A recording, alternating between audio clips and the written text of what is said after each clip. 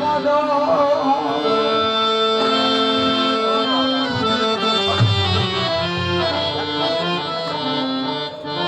যাই হোক শিষ্য পর্যায়ে থেকে একটি গান শুনে আমি বকশিস পেলাম। যাই হোক আশা করা যায় যে আপনাদের কাছ থেকে উৎসাহ পাওয়া যাবে, কিছু আমি আপনাদের কাছ থেকেও পেতে পারি। আসলে আমার যে নফস গুরু, আমার এই নফসটা সুদ খেতে চায়, পরনারীর দিকে যায়। এই মনটা নফসটা শুধু ছোটাছুটি করে। এই নফসটাকে আমি কিভাবে বাধ্য করব গুরু, আপনার কাছে আমার জানার বিষয়। এই নফসটাকে তো আমি বাধ্য করতে পারি না, সেই জন্য আপনার কাছে যাওয়া। আমি কিসে বাধ্য করি বলবো? ওরে বলো গুরু,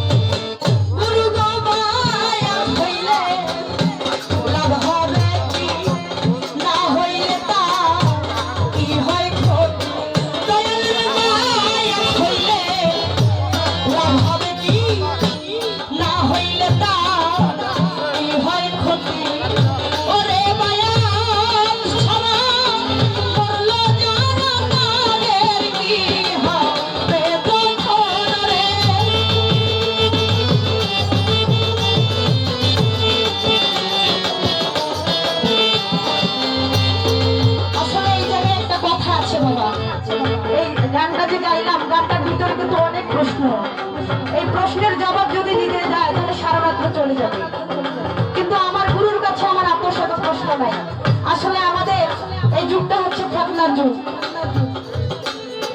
অনেকেই বলে যে অলিয়া উলিয়ার দরবারে যাওয়া যাবে না, বেশি অলিয়া উলিয়ার মাজারে যাওয়া যাবে না, দরবারে যাওয়া যাবে না, বায়াত গ্রহণ করা যাবে না।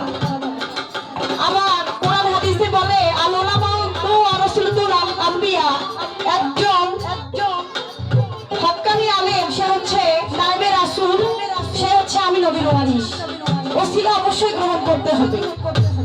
তো এখন আমার দয়ালের কাছে আমার একটা জানার বিষয়, দুইটি প্রশ্ন না করলে নয়, একটি প্রশ্ন করলে বেজরা হয়ে যায়। প্রশ্নটা হচ্ছে আমার দাদা ছিল, নানা ছিল, তারা আগে অনেক বংশ বুনিয়াদ ছিল, তারা হয়তো বা বায়াত সম্পর্কে কোনো জ্ঞান ধারণা ছিল না, তারা তো বায়াত ছাড়াই মারা গিয়েছে। তো আমার এই যুগে এসে বায়াত গ্রহণ করতে হবে, তারা তো বায়াত ছাড়াই মারা গেল, তাহলে তারা কি জাহান্নামে যাবে? এটা তো বুঝার বিষয় হচ্ছে না বাবা। তাহলে আমাকে বায়াত গ্রহণ কেন করতে হবে? আর আমার দাদা নানা যারা আমার আগে যারা বংশ বুনিয়াদ ছিল, তারা যে মারা গিয়েছে, তাদের গতিটা কি হবে? গুরুর কাছে আমার এই দুইটি প্রশ্ন থাকবে। গুরু আমাকে অনেক, আমি জানি আমার আজকের গুরুটা হচ্ছে পুক্ত গুরু, সেই পুক্ত গুরুর কাছে আমার এই জানার বিষয়টা থাকবে। ইনশাআল্লাহ আশা করি অনেক সুন্দরভাবে যাবে। গুরু গো বায়াত হইলে লাভ হবে কি, না হইলে তা কি হয় ক্ষতি। দয়াল রে বায়াত হইলে লাভ হবে কি, না হইলে তা কি হয় ক্ষতি।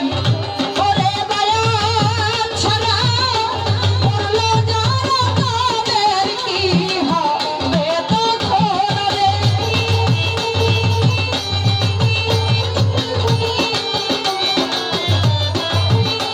ওরে বায়াত ছাড়া পড়লো যারা তাদের কি হবে তখন। আমি কিসে বাধ্য করি নমত, গুরু গো কিসে বাধ্য, দয়াল রে কিসে বাধ্য করি নমত।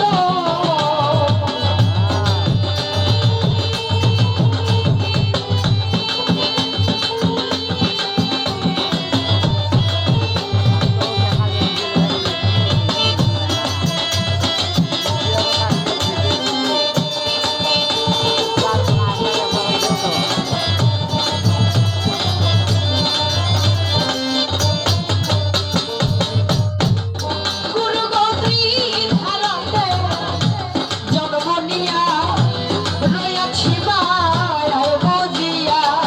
গুরু গৌরী ধারাতে জন্ম নিয়া রয়াছি মায়ায় বজিয়া। ওরে সুনীল বলে ছাড়িলে অস্তিত্ব হারায় তখন রে।